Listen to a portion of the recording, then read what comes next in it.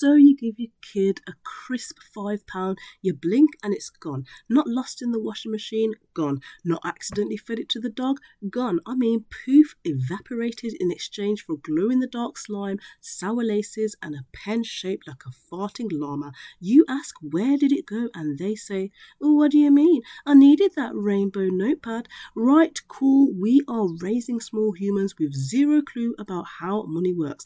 And before we blame school, yes, they teach coin counting and coin recognition, but actual money management, that's on us proper parents. So let's get into it. Here's how to raise a kid who isn't financially feral by the age of 18. Step 1, let them handle real money and mess it up.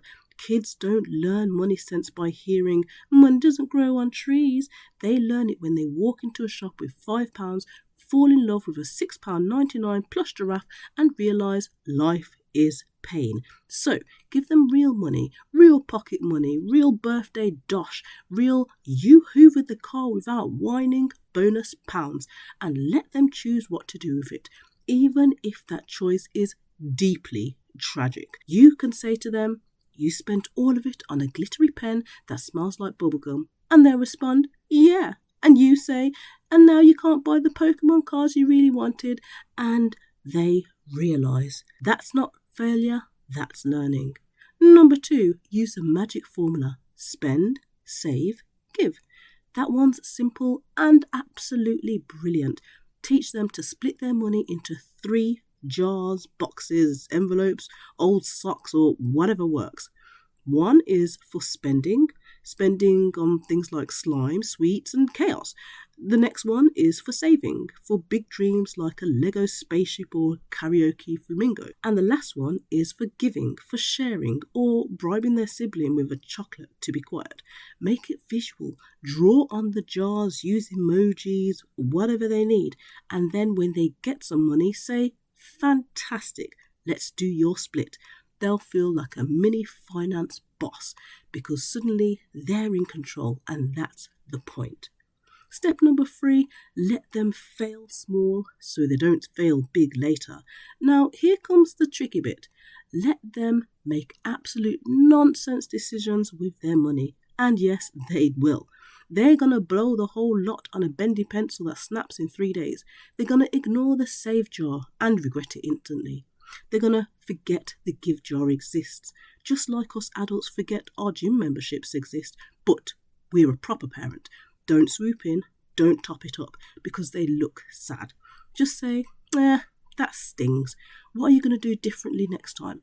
Because if they learn the sting with £3 now, they won't learn it later with £3,000 when some influencer convinces them to buy a get-rich-quick ebook full of vibes and lies. Now, this is optional. Once they get the basics, let them chase a goal. If they want something pricey, fabulous. Now's the time to teach planning and patience. If they want a £25 Nerf gun, let's figure out how long it would take them to save it. Make sure you do it together. If they want something extra this week, just give them a few jobs. Maybe bin duty, car hoovering.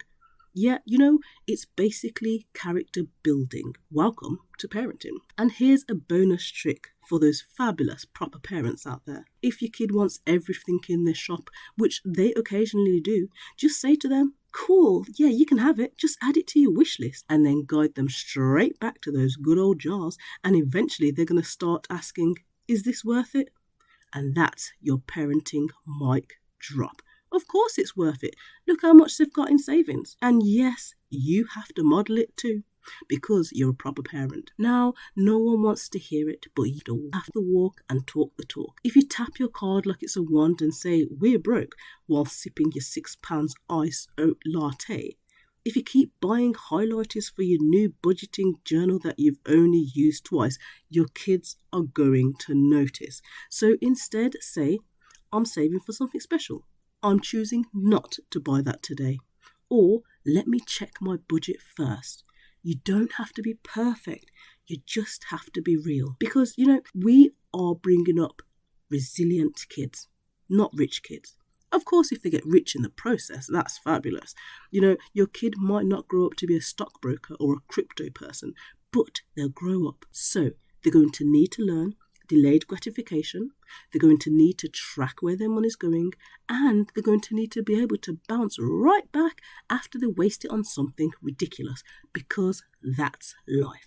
And we want kids who can handle it without panicking or blaming the llama pen.